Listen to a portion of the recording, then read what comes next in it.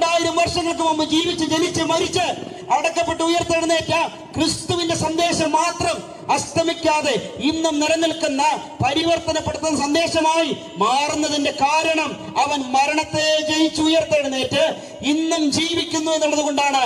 അവൻ മനുഷ്യന്റെ ദൈനംദിന ജീവിതത്തിൽ ഇടപെട്ടുകൊണ്ട് പരിവർത്തനപ്പെടുത്തിക്കൊണ്ടിരിക്കുന്നു എന്നുള്ളത് കൊണ്ടാണ്.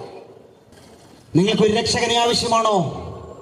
നിങ്ങളുടെ ജീവിതത്തിൽ അനുഭവിക്കുന്ന വിഷമതകൾക്ക് ഒരു പരിഹാരം ആവശ്യമാണോ? നിങ്ങൾ അനുഭവിക്കുന്ന വിഷാദ രോഗത്തിൽ നിന്നൊരു മുക്തി ആവശ്യമാണോ? സമാധാനം ആവശ്യമാണോ?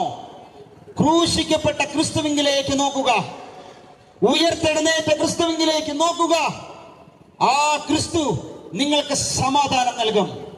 ആ ക്രിസ്തു നിങ്ങളിൽ സന്തോഷം നിറയ്ക്കും. ആ ക്രിസ്തു നിങ്ങളുടെ ജീവിതത്തിന്റെ പ്രശ്നങ്ങൾക്ക് പരിഹാരമായിട്ട് മാറും. കേവലം ഒരു മത നേതാവായി ക്രിസ്തുവിനെ മാറ്റി നിർത്തരുതേ. ഏതെങ്കിലും ഒരു പ്രത്യേക വിഭാഗത്തിന്റെ ആളായി ക്രിസ്തുവിനെ കാണരുതേ. അവൻ എല്ലാവരുടെയും രക്ഷകനാണ്, എല്ലാവരുടെയും ദൈവമാണ്. ആ ക്രിസ്തുവിനെ ഒരിക്കൽ കൂടി നിങ്ങളുടെ മുമ്പിൽ വെച്ചുകൊണ്ട് തള്ളിക്കളയാനും സ്വീകരിക്കാനും നിങ്ങൾക്കുള്ള അവകാശത്തെ മാനിച്ചുകൊണ്ട് ഞാൻ അവസാനിപ്പിക്കുന്നു, ഉപസംഹരിക്കുന്നു. ദൈവം നമ്മെ എല്ലാവരെയും അനുഗ്രഹിക്കട്ടെ.